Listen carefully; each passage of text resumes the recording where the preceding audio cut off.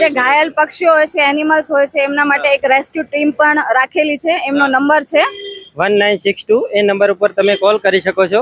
તે ત્યાંથી એમ્બ્યુલન્સ આવશે અને તે ઘાયલ પક્ષીઓને લઈ જઈ અને સારવાર આપશે. ये अच्छी कार्य कर रहे हैं, सबके लिए अच्छा है.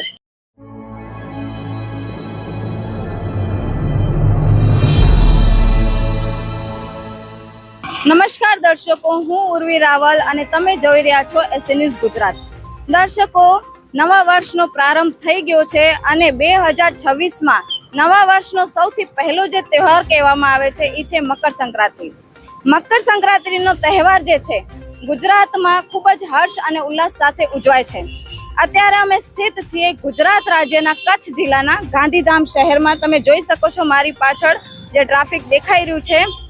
અહીંયા આ સર્કલ ઉપર અમે અત્યારે ઊભા છીએ અને અહીંયાથી જે આવતા જાવતા લોકો છે એમની સેફટી માટે ગાંધીધામના જે પોલીસ કર્મીઓ છે અને અત્યારે અમે એક બે જણાના બાઇટ પણ લેશું, જેમ કે જે ટ્રાફિક પોલીસ છે એ લોકોને શું સલાહ આપી રહ્યા છે, કેમ કે આ તહેવાર જે છે હર્ષ અને ઉલ્લાસથી તો ઉજવવામાં આવે છે, પણ આપણી એક જરાક ભૂલ જે છે કોઈના પરિવારનો ભોગ લઈ લે છે.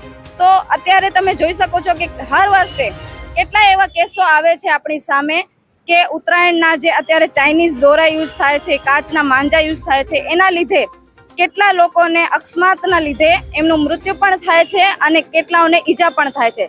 તો અત્યારે જે ગાંધીધામ વિસ્તારની ટ્રાફિક પોલીસ છે એ અહીંયા આવતા જતા લોકોને, જે રાહગીરો છે, ટુ વ્હીલર બાઇકવાળા છે, એમને શું સલાહ આપી રહ્યા છે અને એમના સેફટી માટે શું તૈયારીઓ કરી છે, તો આપણે એમનાથી જાણીશું. તો દર્શકો, અત્યારે અમે મોજૂદ છીએ આ જગ્યા જે છે ગાંધીધામના વિસ્તાર આપણને અહીંયા જોવા મળી રહ્યા છે, દેખાઈ રહ્યા છે, જે ઓન ડ્યુટી છે. એનાથી આપણે વાતચીત કરીશું અને જાણીશું કે તેમને પબ્લિકની સુરક્ષા માટે કેવા નિયમો બનાવ્યા છે અને તે પબ્લિકને શું અપીલ કરવા માંગી રહ્યા છે. તો ચાલો આપણે વાત કરીએ. સર નમસ્કાર, મારું નામ રાહુલભાઈ શ્રવણભાઈ પ્રજાપતિ છે. તો રાહુલ સર, અમને એ જણાવો કે અત્યારે ઉત્તરાયણ આવવાવાળું છે.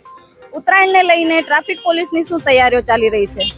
ઉત્તરાયણને લઈને ગાંધીધામ જે ટ્રાફિક પોલીસ છે એમને જનતાને એટલું જ જણાવવાનું કે પોતાની સેફટીનું બહુ ધ્યાન રાખવું જરૂરી છે. અત્યારે ઉત્તરાયણના સમયમાં દોરીઓ જે ગળામાં આવતી હોય છે તેના લીધે ઘણી આપણે ફેમિલી ઘરે રાહ જોતી હોય છે. ગળામાં જ્યારે આપણે ઘરેથી નીકળો ત્યારે હેલ્મેટ પહેરવાનું ખાસ ધ્યાન રાખવું જોઈએ, તેમજ ગળામાં મફલર કે રૂમાલ કે એવું કંઈ રાખવું જોઈએ. તેમજ ઉત્તરાયણ વખતે આપણે જે પતંગ ચગાવતી વખતે ઘાયલ પક્ષીઓ હોય છે તો એમના માટે ગુજરાત સરકાર તરફથી 1962 જે હેલ્પલાઇન નંબર છે એના પર કોલ કરી અને તમે મદદ કરી શકો છો. ઘાયલ પક્ષીઓ, એટલે જે ઘાયલ પક્ષીઓ હોય છે, એનિમલ્સ હોય છે, એમના માટે એક રેસ્ક્યુ ટીમ પણ રાખેલી છે. એમનો નંબર છે 1962. એ નંબર ઉપર તમે કોલ કરી શકો છો. તે ત્યાંથી એમ્બ્યુલન્સ આવશે અને તે ઘાયલ પક્ષીઓને લઈ જઈ અને સારવાર આપશે. અચ્છા, અને જે ટુ વ્હીલર વાળા છે એમને જેમ કે એમની ગતિ હોય છે, જ્યાં વિસ્તાર હોય છે પતંગબાજીના, જે અત્યારે શોખ પૂરતા લોકો જે પતંગબાજી કરે છે એના લીધે ઘણા નુકસાન થતા હોય છે, તો એમને એમની ગતિ કેટલી રાખવી જોઈએ? ગતિ અત્યારે ઉત્તરાયણના સમયમાં 20 થી 30ની રાખવી જોઈએ, જેથી આપણો આબાદ બચાવ થઈ શકે.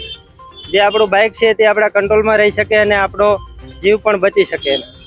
અને જે આ ફૂટપાથ પર લોકો રહેતા હોય છે એમનું શું છે? એમને કઈ રીતે આપણે બચાવી શકીએ?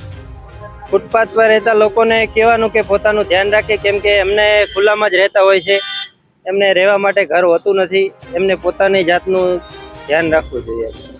ઠીક છે, ધન્યવાદ સર. Thank you.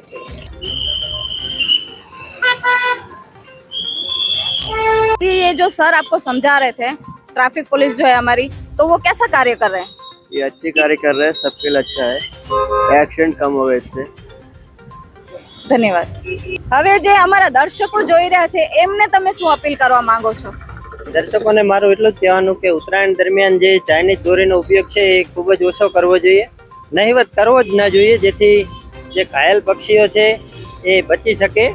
અને બીજી વસ્તુ કે તમારા છોકરાઓનું ધ્યાન રાખો, ક્યાં રમે છે, ક્યાં ઢાબા ઉપર પડી ના જાય, જીવ જોખમમાં ના જાય, તેનું ધ્યાન રાખવું જોઈએ માતા પિતાએ. ઠીક છે, ધન્યવાદ સર. Thank you. તો જોયું કે ગુજરાતની જે ટ્રાફિક પોલીસ છે એ લોકોને કેવી રીતે અપીલ કરી રહી છે અને સમજાવી રહી છે. તો તો આપણે પણ ધ્યાન રાખવું જોઈએ કે આપણી જરાક લાપરવાહી કોઈની જિંદગીનો ભોગ ન લઈ લે અને તમારા પરિવાર સાથે તમે તહેવાર જે છે ઉજવો, પણ સુરક્ષા સાથે, કેમ કે પરિવારની અને એની સુરક્ષાની જવાબદારી એ આપણી જવાબદારીઓ છે. તો આવી જ અવનવી જાણકારી મેળવવા માટે જોડાયેલા રહો SC ન્યૂઝ ગુજરાત સાથે. ધન્યવાદ.